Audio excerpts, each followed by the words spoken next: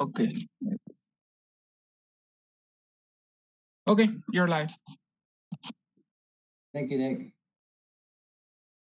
Do we have a quorum?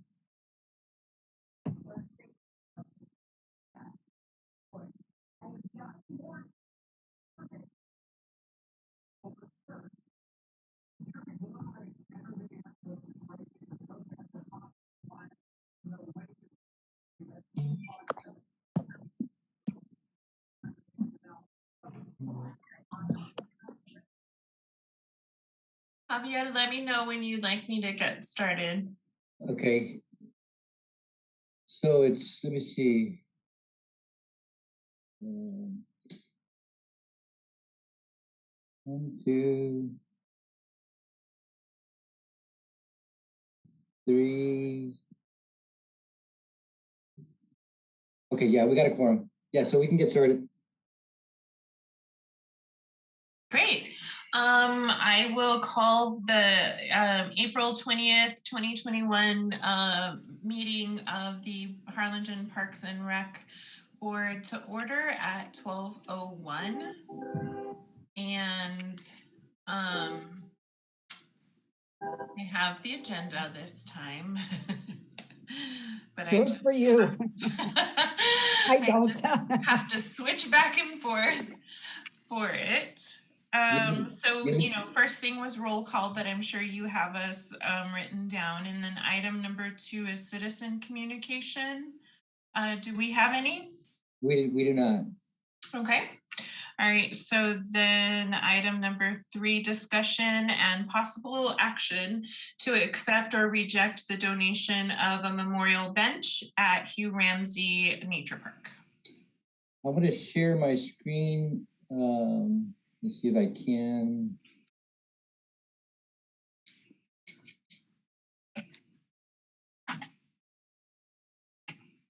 Not very good at this, but let's see.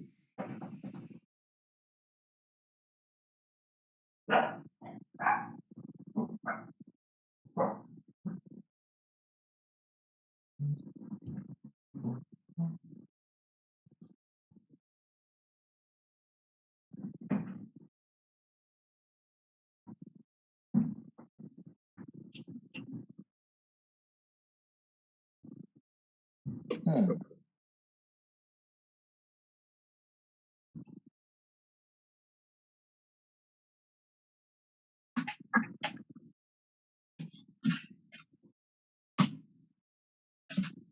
Having trouble finding it.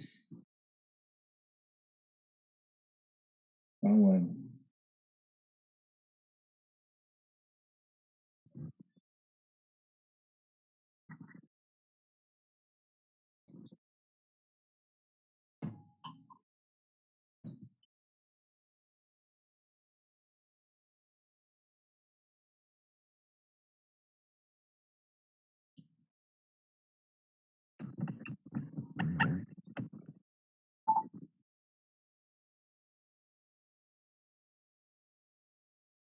Okay, here it is.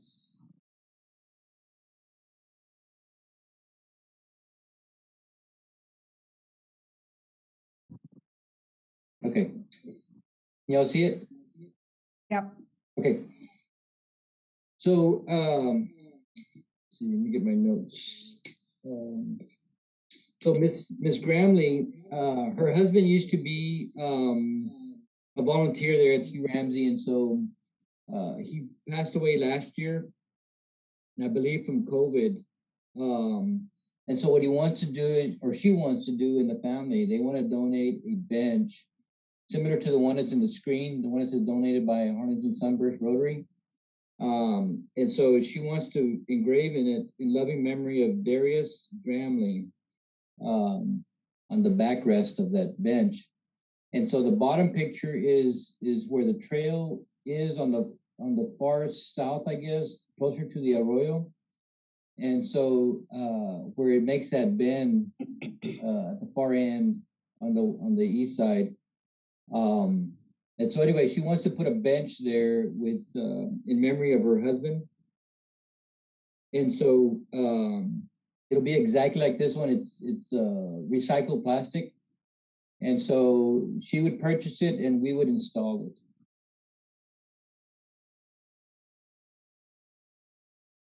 Wonderful. Yes. That is wonderful. Do I hear a motion from the board accepting this donation and installation? I make a motion that we accept it. Okay, and Diana seconds. Do I have anybody opposed? Okay, motion carries unanimously. Thank you. Kyle. Okay, so the next item on the agenda is, are you guys getting an echo? Yes. Let me turn my horn. Oh, if y'all would mute yourselves, that might help. Okay, how about now? Sounds better. Now you just hear my dog shaking under my desk. So sorry. You hear her collar. That's her. So item number 4, discussion and possible action to allow the Harlingen Public Library to conduct the Story Walk event at the City Lake Trail in the month of May 2021. Yes, Molly with the Harlingen Library is on with us, and so I'm going to turn it over to her. And so she'll go ahead and explain to you what the project is all about and what the request is. Thank you, Javier, and thanks to all of you for giving me a moment of your time to talk about the Storywalk project. The idea is that we would set up the pages of a book printed on large sheets that would be, weather resistant, and they would be placed along a trail. We wanted to use the trail that's right across from the library. Library staff would be able to check to make sure it wasn't vandalized and none of the pages were stolen. The South Texas Literacy Coalition has agreed to pay for the cost of printing the pages of the book and also to lead the effort with actually installing it. And the idea is that we would have it installed at City Lake for 2 months, and then they would be able to move it to another location in the valley. So it would be kind of a traveling exhibition, and one in which we would be encouraging people to read with their families, get outside, enjoy the outdoors, and enjoy a city park. Very cool. Board, do you have any questions? I do. Do you know more or less where it would be located? In what area? Mm-hmm. The initial installation would be right across from the Harlingen Public Library at City Lake, and it's about 30, between 30 and 40 pages. So we would have each of those printed on a panel, and they would be spaced out along that trail that runs right next to City Lake. Okay, good. Gonna give like tours or it's just open for like 24/7? I'm sorry, I didn't catch that question. I said, are you gonna give like guided tours to view them, or is it just gonna be open to the public like anytime? It would just be open to the public. I've been talking with our youth librarian about the project, and she would like to do story times where she presents the story, and we're able to do like a FaceTime or Facebook Live like video feed. So it would be using the story walk and incorporating it into her story time. But the idea is that families would be able to go out and experience the story on their own time, very socially distanced way. So we would like to have some kind of, ribbon cutting as we get closer to it, just to, celebrate the start of something that's pretty special. for the city and for the valley, because this would be a story walk that could go to different locations. But we didn't have any sort of guided tour in mind. Great.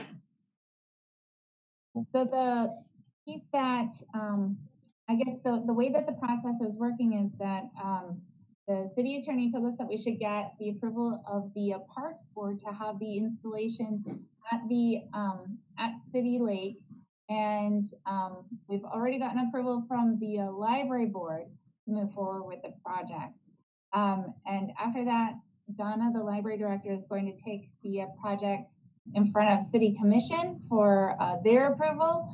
And after that, City Manager Dan Stone can sign the MOU so we can go ahead and move forward with the installation. I'm hoping to have that accomplished in May. Awesome. So do I hear a motion from the board to approve the installation of the Storytime project at City Lake? I move that we accept it. Okay. Second. Second. All right. Does anybody oppose? Okay. Motion is approved unanimously. Who seconded? I did. Philip. Philip. Molly, very cool project. Thank you so much for bringing literacy and health to the children of Harlingen. So I will definitely, if this passes commission and you get the MOU, I will definitely be taking my kids out there. Thank you so much. It's great to be able to work with parks and promoting just overall family wellness. All right. Bye. Thank you so much. Bye-bye. All right. Item number 5, consideration and possible action on the agreement with Harlingen Aquatics team for the use of Pendleton and Victor Park Pool. Okay, so we are, since we're opening up our facilities and Jacob, feels comfortable if we start opening the pools more. Originally we started off with 3 days a week, and so he wants to try to open it up 5 days a week. And so with that, we wanted to open it up to the HAT, right, with the Harlingen Aquatic Team organization, so that they can use the pool and then of course the water aerobics. But so Jacob's been visiting with John Tucker, who's with HAT, and we're trying to negotiate the agreement. The terms should be the same. There may be a few changes, and I'll let Jacob talk about those. And then of course, when we take it to the City Commission, we will make sure that we have his insurance in place and approved before we take it to the commission for approval. Jacob, you want to talk about the terms on the agreement? Would this be the things that we were speaking about the other day, as far as like weekends and that such? Yes. Okay, yeah, of course. So in the original contract that he had for some time, or at least original to me, a lot of the specifications were very vague and allowed him to, do things such as have various weekends. Like I believe it's 2 weekends a month for the entirety of his year contract. So we wanted to go ahead and limit that. Apparently that was some oversight, and we would limit it to about 2 or 3 uses per year, with the understanding that he is able to request more time, but it would be at our approval as opposed to just giving him free rein to say that he would like to use it at a specific day and we'd have to agree to those terms. Overall, I think that'd be a great addition to, or edit to the contract. Some other things would be the pool usage. As far as it goes, he's paying a certain amount for the pool, and we would like to keep it consistent with other contracts that we have, such as with Rose. So it would be more so a per hour thing. In addition, any to the previous statement where we were talking about the usage, after he reaches his, let's say two weekends out of the year, then it would be on a payment plan as well. So if he'd like to use the pool after which he could do that, but it would be at, I believe we had set around about $100 for the day that he would like to use it for whatever events he would like to take place on that day. As far as with Rose goes, when I was speaking with her, she wanted to pull back a little bit. She wasn't interested in doing her double days. So she would typically do one session in the morning, one in the afternoon on Monday, Wednesday, Friday. So she wants to regress to only having mornings. And she did say at a later point, she may like to extend it to the afternoons, but for now she wants to keep it only in morning and see how everything goes with COVID and whatnot. So the whole interest, there's been plenty of interest shown for both water aerobics and HAT, which is why we're pretty eager to bring them back. I know a lot of people have been calling regularly for HAT and for water aerobics just to see what's going on with that. And originally we had removed it just because of the fact that we're only going to be open 3 days a week with, the intention of eventually moving forward to having 5 days a week. Things have been progressing very well. We haven't had any incidents at the pool with COVID or anything like that. And the safety measures that we have been taking have been showing have been proving effective. So I feel comfortable moving to 5 days a week. And once we do that, I think it'd be a really great idea to start bringing Rose and Coach Tucker back for their programs. So I think everything's running smoothly, and this is the next step, course of action to take. I have a question. Is June still using the pool for his Ironman training? Do you know? No, and he hasn't reached out about anything either. Oh, wow. Because I have several friends that are training for Ironman, but maybe they're doing open water. Maybe. This was closed. Yeah, I have seen posts that they've have posted, I guess, on Facebook where they're swimming. It's open swim over on the island. Yes, yeah. And they're doing lap swimming at Pendleton as well. I went last week. Y'all are running it really well. I like the reservation system. I think that might work well even after COVID. I completely agree. I really think it's nice. It keeps things limited, it keeps things sanitary, clean, and I just feel like it's been a definite positive that we should keep.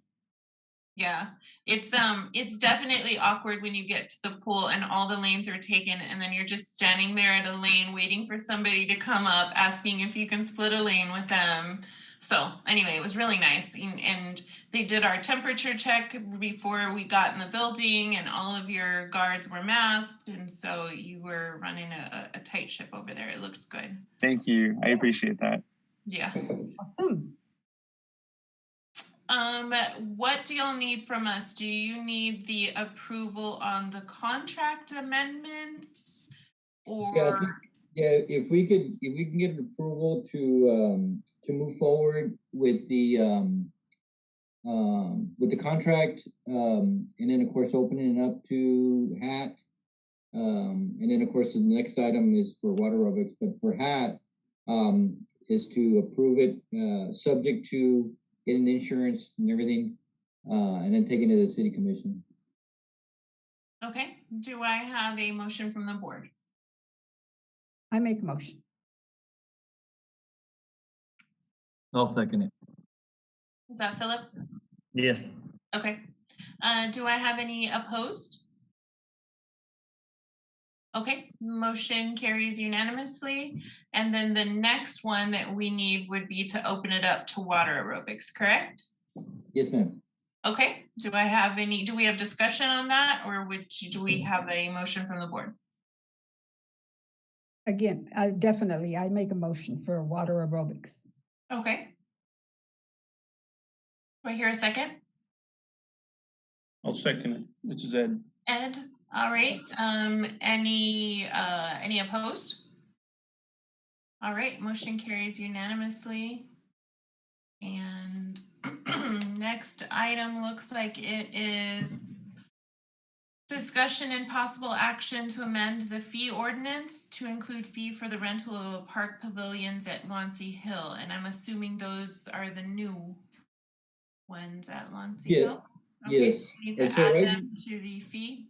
yes, and so right now, our fee schedule is for the, like, for example, the sports complex, Pendleton, Victor, and Dixieland are $150 per event.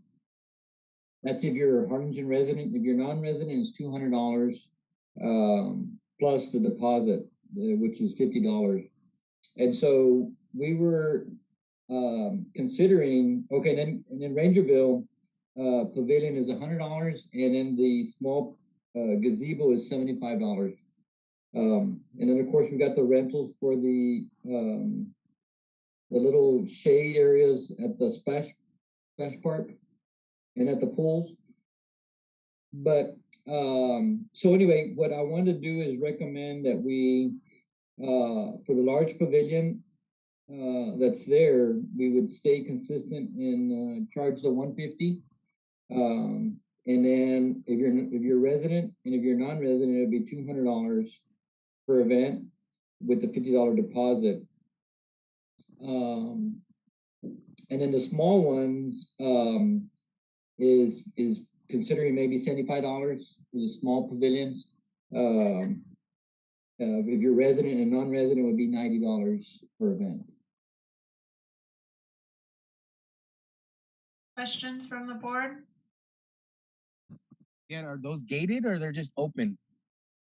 No, they're open. So we'd have to control that somehow unless we start installing fences around it. But for the most part, we're going to have to control those, and we're going to have signage, and of course, we're going to need the support of the police department if we do have some issues.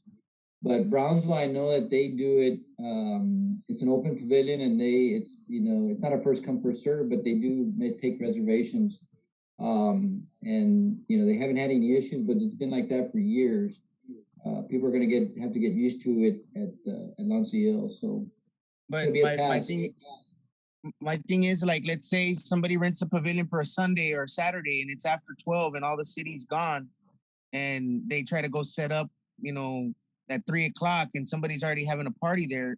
I mean, the police are not going to do anything to tell them to leave. They're going to say, well, you need to contact the city on Monday, or something like that.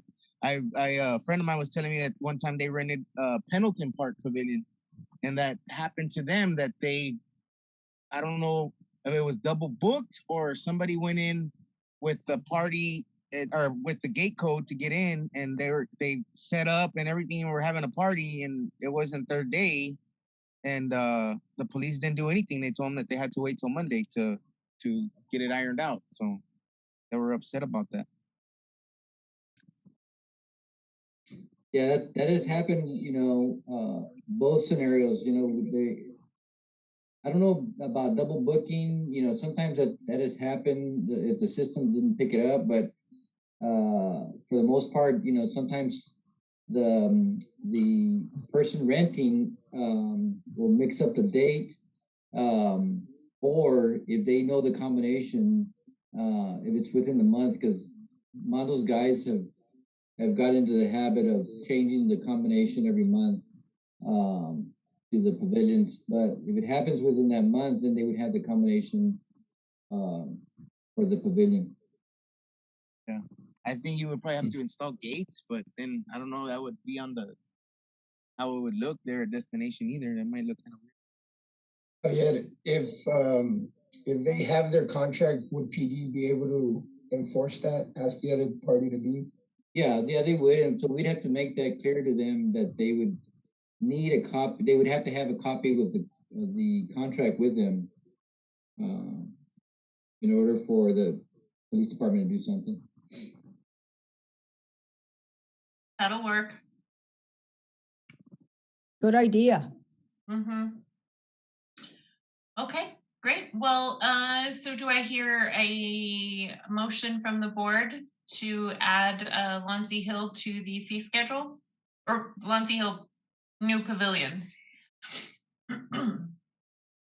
I'll motion it, but I just think that needs to be ironed out, those problems. Sure, definitely. Do I hear a second? I'll second. Okay, any opposed? All right, motion carries. And next we have, is that updates? Yeah, updates from Parks. Parks is first, sorry. Yeah, let me see if I can get the screen back up.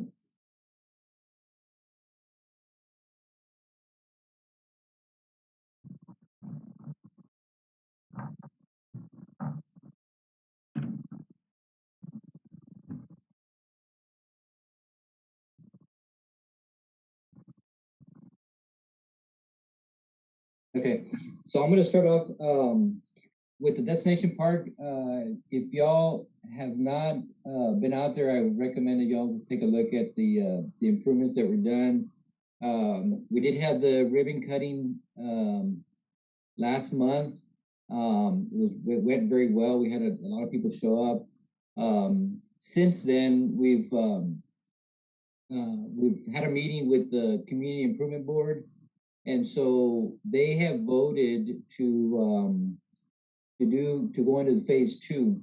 And so phase 2 is going to include the amphitheater, the trail behind the Casa Amistad and the auditorium. And then it's also going to include the adaptive sports field.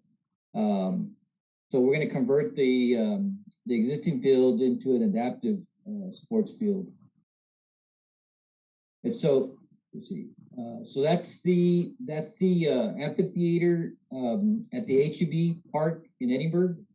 And so we kind of got an idea of what it's constructed of, the distance, the seating capacity, and so on and so forth. So we went out and looked at it, Dan and I, and we met with the representatives from Edinburgh.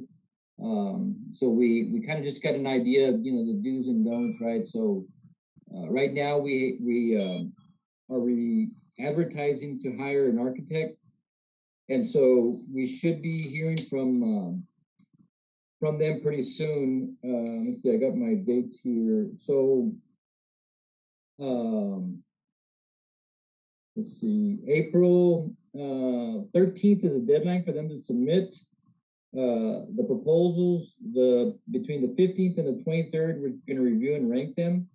And then we're going to take it to the City Commission on May the 5th for recommendation to hire the architect. And so hopefully we'll be able to get the architect on board so we can get started on the second phase. Javier, where would the amphitheater be located? It'll be, so can y'all see my arrow? Yes. Okay, so right here is the parking lot across from the splash pad and the Boys and Girls Club. And so there's a small picnic pavilion here, so that's going to be removed, and then so the amphitheater is going to take up that entire parking area.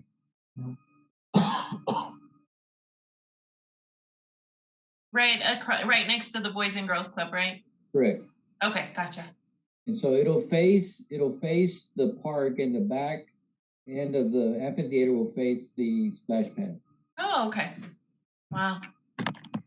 Now, I'm not sure. I think we have some more pictures of the. Oh no, I don't.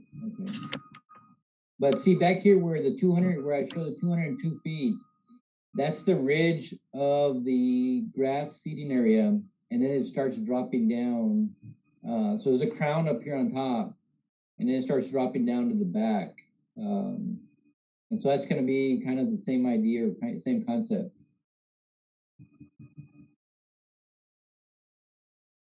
Javier, like the amphitheater, who would be using that? Like The schools or what?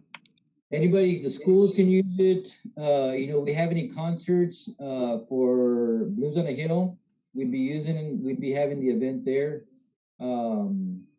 What's the seating on it? Like a bunch?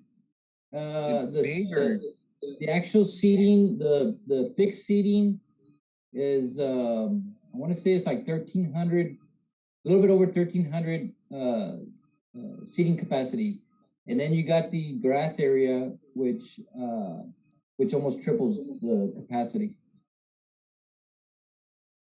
And then of course the area on the back end of the amphitheater, like back here, we're gonna design it to where it's gonna be almost 360 degrees, right? Open to where people that sit back here can also see the event or the performers. Wow. I think Harlingen needs to make it big if they're gonna do it. I mean, do it right. You know, right. Make it big where they can have nice concerts or something. Right. Make it bigger than all the valley. You know. Have you all seen the one at South Padre Island? I haven't been over there. No. So they have one that they built. What used to be, they used to call that Dolphin Cove. It's over by the jetties. They built one. I don't know the capacity, the seating capacity, but they have concerts there where they charge, and so we want to go look at that one as well to see how it's built. And so, talking to a representative from the county, they were telling me that there was several mistakes done on that one, but they fixed it. They fixed some of those issues. So we want to go look at it and see what, of course, what not to do, right? And so, and just kind of get some ideas of how it's built. I would push for at least 3,000 in seating. Make it a good size. You know? Right. And so this area here, as you can see, it's concrete, and it's artificial turf. All these little sections in between are artificial turf, so it's very little maintenance. As you get up here on top, of course, this is grass. This is real grass, so that has to be mowed.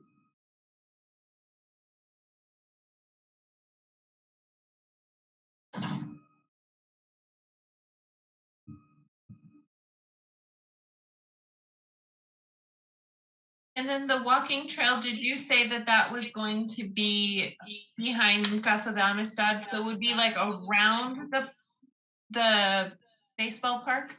Right. So, okay. So the image that I got up right now, so this is what it's going to look like more or less. This is the trail that goes all the way around that open space area, and it's going to go behind the White Wings Stadium or Harlingen Field and come back around, and it's going to loop. And there's going to be a connection right behind the Casa Amistad to the south portion of the park. And here's some aerial images of that area that's open. What is the distance, Javier? It's 1.1 miles. Okay, good. And so it'll be a 10-foot wide trail. And so right now, since it was designed in phase 1, but we couldn't pay for it, it was designed out of asphalt, 10-foot asphalt trail. But I'm thinking, and y'all tell me, you know, I know Deanna runs, my thought was just to build it out of, with the curb on both sides with decomposed crushed granite in the middle, similar to what we have at Pendleton. I run too. I'd rather prefer that material than asphalt or concrete. To me, it's easier on your joints. And I think vice versa. I don't like those. I'd rather run on asphalt. Okay. That's just my preference. Yeah. That's why I go to City Lake all the time. Yeah. So that's going to be something that we consider, right? So if we decide to asphalt, then the plans are ready. If we change it to decomposed crushed granite, then the plans may change a little bit. But the construction drawings are ready to go out if we choose to go that route. If it's decomposed granite, it just has to have the curbing because the Wilson Sports Park does not, right? Right. And that's why it bleeds all over the place, and then there's all kinds of yeah. Okay. And so the Pendleton has kept up pretty well. Mondo hasn't had to replenish the decomposed crushed granite very much.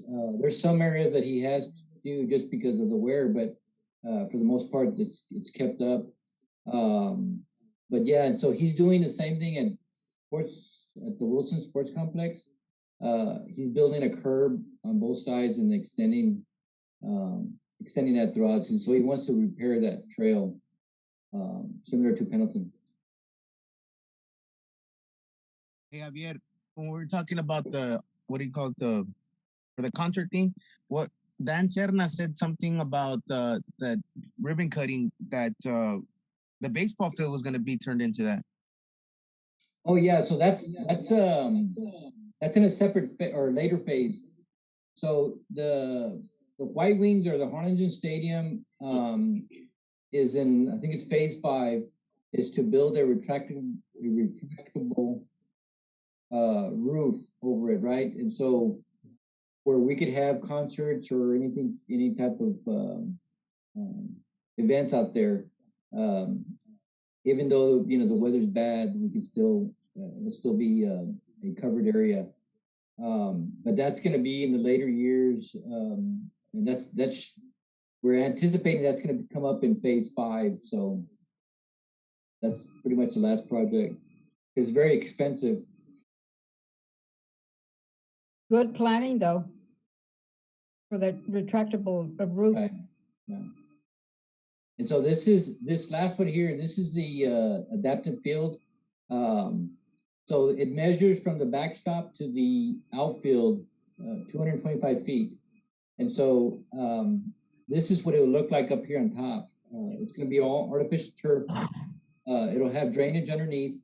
And so we're going to have to redo the dugouts to make them ADA compliant. And so the groups that are using it right now, which is the Boys and Girls Club, they would still be able to use it, and we would still be able to use it as well for any sponsored Miracle Kids events, or if we even have our own type of event. That's going to be locked up, though? It will be locked up, yes. All right. My dad was telling me he went to the park the other day and there was a bunch of stuff like messed up. I don't know. He didn't explain what, but he said that they were already vandalizing the stuff there. I'm just worried about turf. Like the kids there are gonna. Yeah, no, this will be controlled. We would have to lock it up. Well, kudos to the city for thinking about kids with all different ability levels who have been excluded historically from sports and outdoor activities. And so the fact that we have that inclusive playground and now we're going to have that adaptive sports field, I mean, wow. And I think a lot of people don't understand that when you make something inclusive, it means everyone can use it, not just one small population.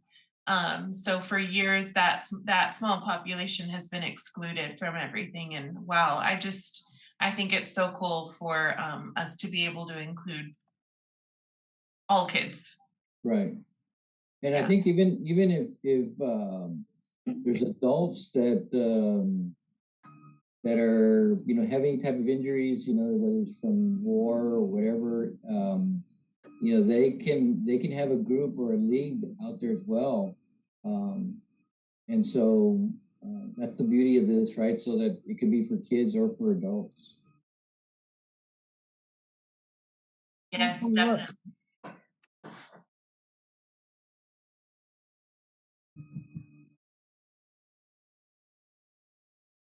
So I'll go. We change slides. I want to turn it over to Mondo so he can kind of give you an update on the projects. Good afternoon, board. So just a couple of quick updates on some of the park stuff. Some of these slides are things that we've showed y'all in the previous meetings. The HEB Tennis Center, if you haven't been by Pendleton Park, if you do happen to go by, you'll see that they're making progress. The slides here, this top left-hand picture is the image from the backside of the tennis center. So that's going to be that outdoor patio area that they're going to be having there in the back. You can see the slides where they're doing some interior work. I believe that's the insulation that got sprayed in already. The signage that went up, not completed yet, but they've already gotten the cement and everything put up. And just some of the sidewalk work and the brick work that they've been doing here recently. So we're hoping that they're going to be wrapping it up here pretty soon. Vestal Park, the contractors came out and completed connecting the lights for the soccer fields. So you can see the pictures, the slides, just, the LED Electric is the company that went up there. They adjusted the fixtures to make sure that they're lighting the fields properly. The bottom picture just kind of shows you a layout of the soccer fields, which soccer fields. So you'll see field number 1 in red. The top one is the one that we installed the light poles on. And field number 2, I believe, is going to be the second one. So what we're shooting is that those poles that went up in the middle for field number 1, we can use the same poles, brackets for the other side, and then we would just install the other poles on the south side of field number 2. And who's going to be using these fields? I forgot who we assigned. Right now, the league that has a contract with these fields or has had a contract with these fields has been the men's adult softball. But once we do, I'm sorry, adult soccer. Okay, that's what I thought. Yeah. So once we do go out and do the fencing and whatnot, it'd be a lot easier to have controlled events out there and, allow other leagues to come in and play also.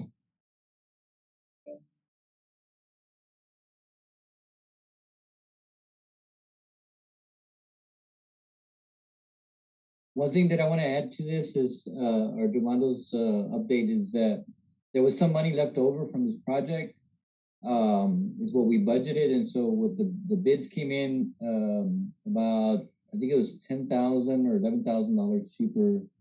And so what we asked TDBG if we could buy aluminum bleachers.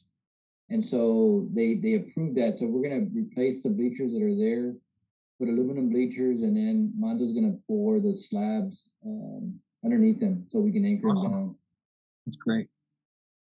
Yeah, I think right now we did 5 bleachers, Javier, if I'm not mistaken. Correct.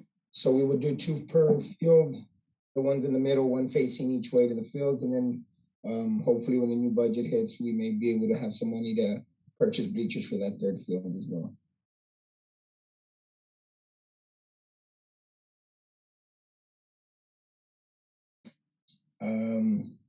Some of the, like I said, some of the stuff that we've had going on, we're still doing and assisting with the voucher vaccines, the distribution of the vouchers, and obviously the vaccines. Lupe, myself, Betsy, I know Christina's been out there as well. They do a lot of the information, the data collecting. Lupe, myself, and my guys are assisting outside, controlling traffic, doing setup.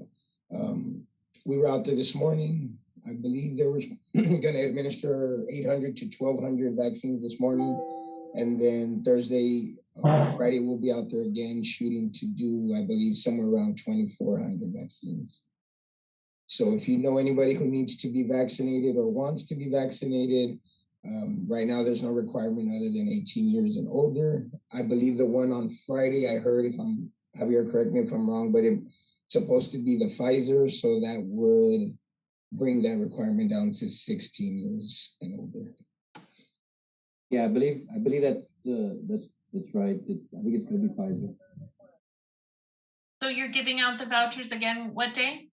The voucher distribution should be Thursday, and the vaccines will be Friday. And everything is drive-through in case there's any questions. We've had people who are not able to physically, get off and walk in and stuff. So I think that's one of the benefits of having a drive-through. They drive through, they get their vouchers, they come through, they get vaccinated, they just park in the observation area, and then they're on their way. So, do y'all why do they give out the vouchers? We do the vouchers to avoid people from lining up the night before, trying to, beat the rush. It guarantees, that the people that are in line are going to actually receive a vaccination. They're not out there waiting in line for hours and then just to get to the front and be turned away. So it also helps with us to control the traffic. There's still long lines or no? There's lines, but we don't have people lining up the night before like we were having at the first event that we held at the community center. It was a lot harder for PD to control traffic because even with them telling people that they can't line up, some of these people refuse to leave, so we have them out there. It's more chances of accidents happening or any other kind of, traffic issues with them being lined up out there. But with us giving out the vouchers, the way it's working is that we're splitting them into two time slots. So basically you would either be from 6 to 11 in the morning, or you would come in from 11 to 3 in the afternoon. Once you have your bracelet, as long as you're in line by that last cutoff hour, your vaccine is going to be guaranteed. So, right. Do y'all have you guys had any, or do you plan to do any at alternate hours for those folks who do shift work or night shifts or work, where weekends would be better? Do you have any of that planned? Well, this last Saturday we had a weekend event. It was hosted by the National Guard, I believe. We assisted again with traffic. They used the soccer complex, so they were out there from 6 in the morning to, I want to say, 3 in the afternoon. They were administering the Pfizer vaccine. I know that this last event that we had last Friday, we ran till about 7:30, almost 8 o'clock. So the first couple of vaccinations we had were only going up until 5 o'clock, but we noticed that we were having trouble filling all the vaccines that we had. So they decided to extend those hours to try to get some of those people that are working all day and unable to get out of work to come and get vaccinated. So hopefully be able to catch them after 5 o'clock. So. And I really appreciated that y'all are able to give the voucher, and it does to another person. Yeah, because my brother-in-law works travels for work, and I was able to pick up his voucher, and then he was able to go get the shot. So I think you're able to reach so many more people because of that.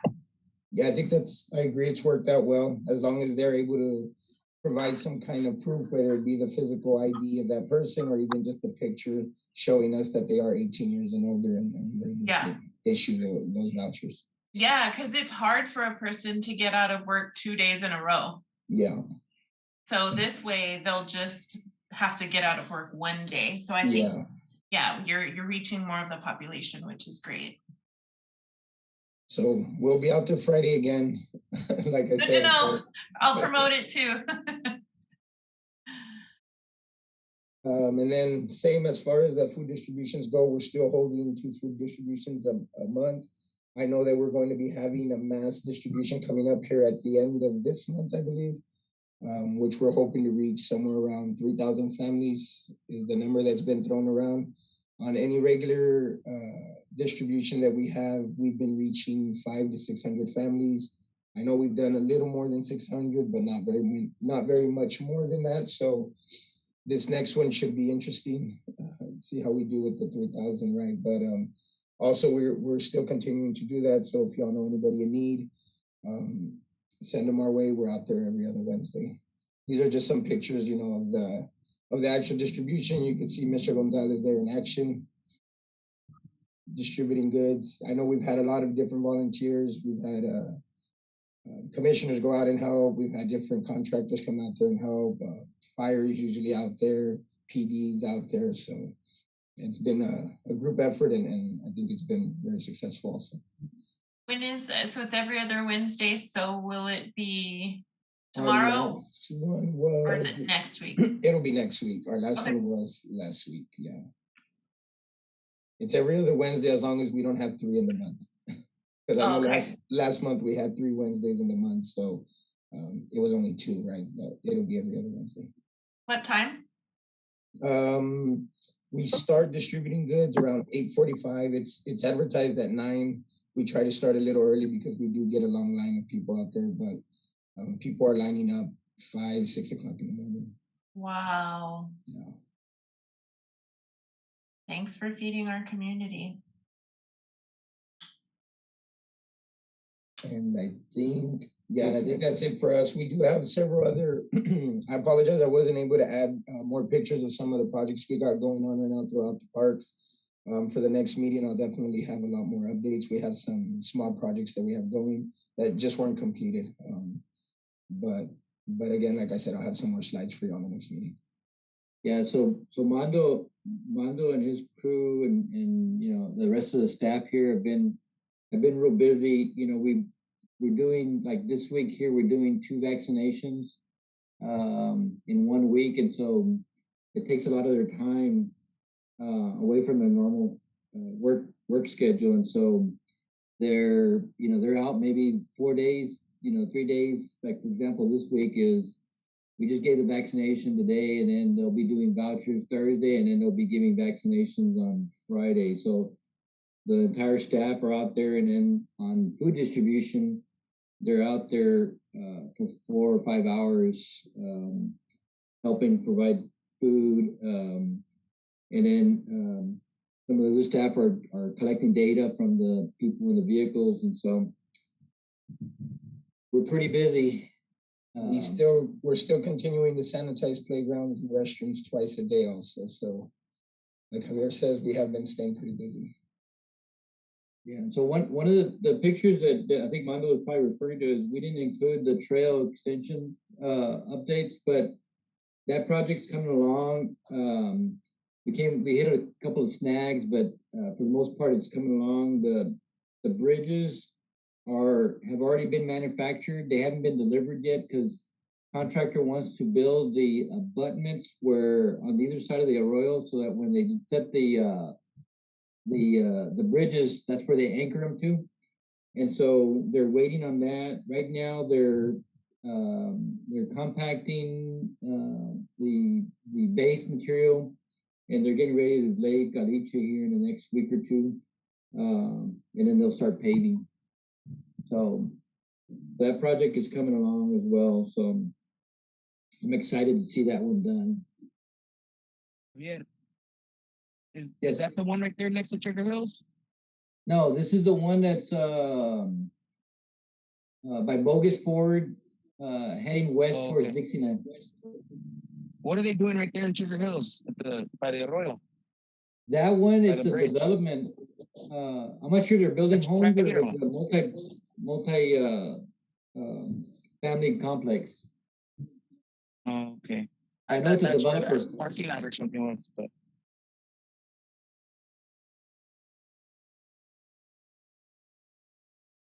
that's all we got. Okay. So I think the next item is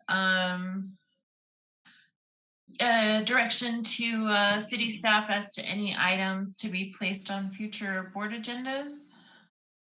I have one. I've been approached by a couple of parents and coaches wanting to know if we can start opening up the parks for activities and sports and activities. And I was assuming they had already. But the soccer complex and I guess the other softball and football, they're wanting to bring their kids. And the high schools have been doing it for months now, probably 5 months. And I don't see a reason why we shouldn't. And I thought I'd bring it up. I've been getting a lot of the same questions. With all the vaccines and the kids, children being the least likely to be affected by this, I think it'd be a really good time to open them. Yeah, we could put those on the agenda. I know that we did have a meeting with the league presidents. There was some that were not comfortable with opening up yet, and so we kind of wanted to have a consensus of the entire group, right? But we can definitely, the ones that you mentioned, soccer, they've mentioned to us that they already have a safety plan in place. Well, not in place, but they have something that they can provide to us that we can review and consider. But we can definitely start getting those, putting them on the agenda for approval. Yeah, definitely the outdoor ones. To me, the outdoor is pretty safe to me. Yeah. Yeah, the only thing that we have concerns with, and so did the leagues, was the spectators. They didn't have so much concern about the players, but it was the spectators that they were worried about. Well, I don't know. I think they're big. They're grown-ups. If they don't want to be there, they shouldn't be there. I mean, well, I can say from experience, my son just finished the league at Boys and Girls Club, the basketball league, and they did limit spectators. They only allowed 2 family members or 2, spectators per kid. And so there was you couldn't bring grandma, grandpa, uncles, siblings. You couldn't, and it worked. And they did have the stands blocked off to where they'd have an X where you couldn't sit, so that you had to space out or spread out. And it worked. Everybody complied. They did temperature checks, and this was an indoor thing, so we can certainly do that. We've been doing the same thing with our gymnastics all around the state, even in Arizona. They take your temperatures. They limit. Some limit two other relatives to come in or friends.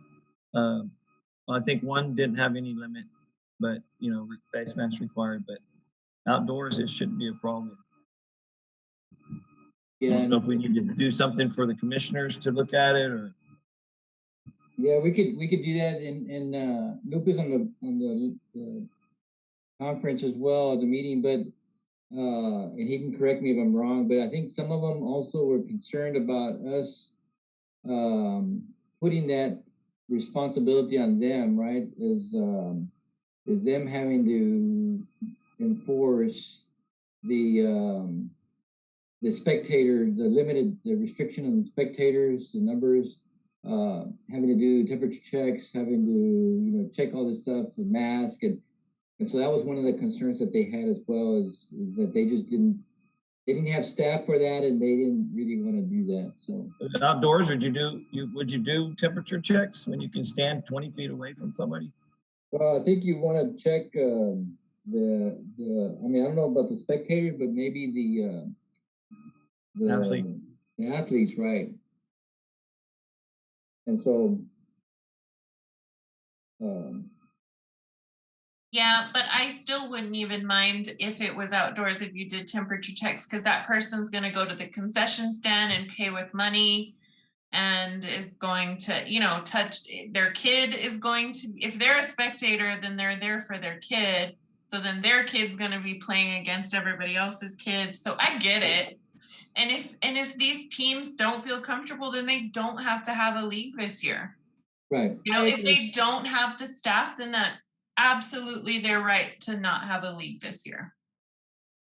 But the ones who can do all of the safety measures, that can be part of the contract. That the league has. But yeah, we could definitely bring it back to the next meeting. I'll get with Lupe and we start talking to the leagues and getting their insurance and stuff ready. Great. All right. Thank you, Philip. Anything else from the board? Oh, I would like to, I know we talked maybe last month or the month before about, I think we gave you the prioritized wish list of, master planning or what we could go after funding for. And if you had to report out how that went, I'd love to hear it for the next. Well, what we did was, yeah, I can do that. Or now, whatever. It's up to you. I know we're at 12:59, so you can do it at the next one. Well, I did this year. CDBG didn't ask us to do presentations, but what we did was we submitted our applications, and so right now they're under review. And so the ones that we submitted was the sports complex, the lighting of the fields, the lighting of the fields at Victor Park, and more parking, and the third phase of Victor Park Pool. And so right now it's under review.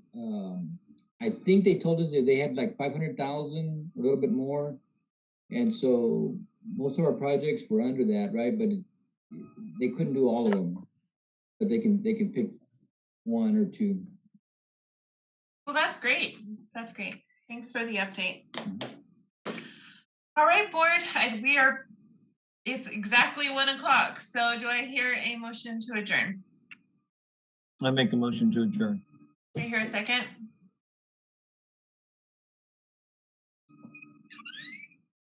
Do I hear a second? We're just gonna hang out. Nobody wants to. I second. Sorry, I was on mute. I second. Okay, any opposed? All right, guys, then meeting is adjourned at 1:01 p.m. Y'all have a great rest of your day. Thank you very much. Bye.